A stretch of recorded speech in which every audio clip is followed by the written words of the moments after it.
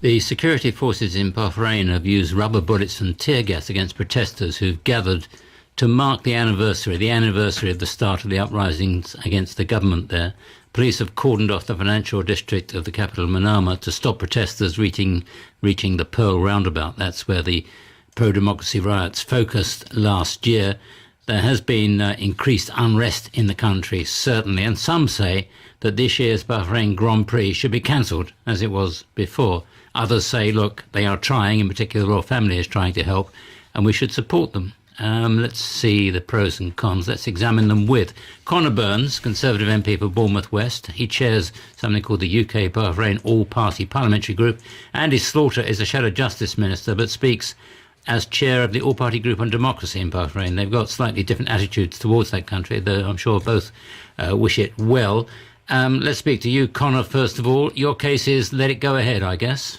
Yeah, I mean, I think in the context of everything that's going on, I think the influx of a large number of foreign visitors and a large number of foreign journalists will be an incentive to the government of Bahrain to show the world that they have the situation under control, that they are sincere in their determination to have meaningful dialogue with the opposition groups, that they're sincere on their determination to follow through on the recommendations of the international independent commission that they established to look at reforms in Bahrain, that they are determined to build on the work that they've done by inviting expert police officers, including former officers at a high level within the Metropolitan Police, to come and advise them on policing issues. I think the continuation of the Grand Prix will be good for the ordinary citizen in Bahrain, and it's something that we would be very unwise to put pressure on them to cancel. And that's the case for Andy Slaughter. What is your view on this? Well, I'm sorry to hear a fellow MP acting as an apologist for what is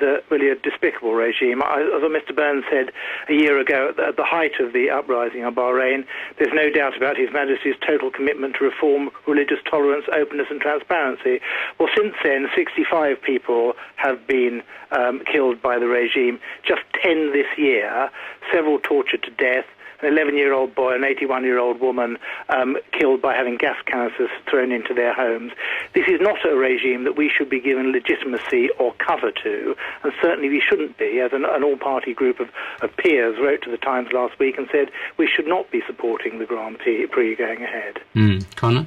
Well, I mean, I'm afraid that's just absolutely typical of Andy to not just engage in a genuine debate about issues, but accuse other people of being despicable. I just really think that's just the lowest form. Well, he makes some very strong points, though, as to why this country should not be countenanced, and we shouldn't, if what he says is accurate, you can see why perhaps we shouldn't be. Well, Bahrain is one of Britain's oldest allies in the world, and a process of engagement with the government in Bahrain, encouraging them to make further reforms, encouraging them to implement the recommendations of the internationally renowned committee of experts that they invited to come in to make recommendations to them.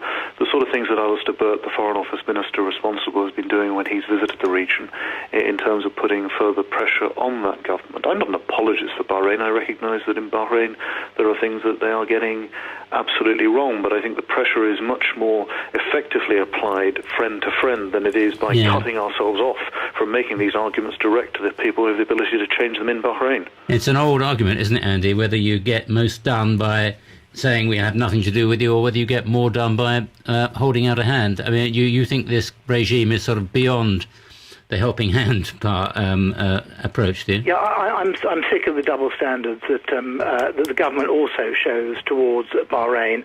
The latest briefing last month from the Foreign Office Minister, Alistair Burt, condemned Syria in round terms, as you would expect, but then when it came to Bahrain said, we will continue to offer UK assistance and expertise to help Bahrain in its reform efforts. This is a country of only 500,000 resident citizens, where 3,000 people were arrested last year, 4,000 people sacked, 30 Shia mosques despoiled. That's the religious tolerance Mr. Burns talked about. Mr. Burns was paid, I think, £3,000 when he went to visit Bahrain for the elections the year. Mr. Burns wasn't paid a penny piece. Well, and I ask you to withdraw that, because that's an absolute total smear. I'm sorry, Andy Slaughter. No, I'm going to hear Andy Slaughter. If that is inaccurate and you've just been told it is, perhaps you better apologise.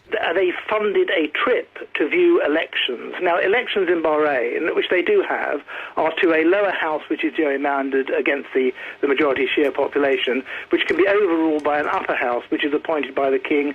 Half the cabinet are members of the king's family there. I mean, that makes a cabinet of old Etonian millionaires look quite democratic. Yeah, I'll give the last word to the man who's just been apparently, I'm not sure, libelled or not, but anyway. Well, let me be clear what I said. I said that there was a trip which was paid for by... There's nothing wrong with a trip right. which is I think paid you for said by foreign paid for. government. What I'm saying is that because Mr. Byrne had the opportunity to go there, he should have seen that he's not dealing with a democracy in the sense we would recognise. Okay. Andy, Conor Burns, the last word to you. Well, I freely accept that I went there on a cross-party visit to see the country, and we met senior figures within the ruling family within Bahrain. And I have to say that those sort of links that you build gave me and a fellow Labour MP who's my vice chairman in this organisation the opportunity to lobby the king directly on a couple of death sentences which were subsequently commuted. That's the sort of engagement that I think is very positive. You don't achieve real meaningful change in these organisations, these countries, by sticking your head in the sand and having a purist policy of total isolation of the sort that Mr. Slaughter's advocating. That's Conor Burns and Andy Slaughter. Thank you both for your contributions. It's now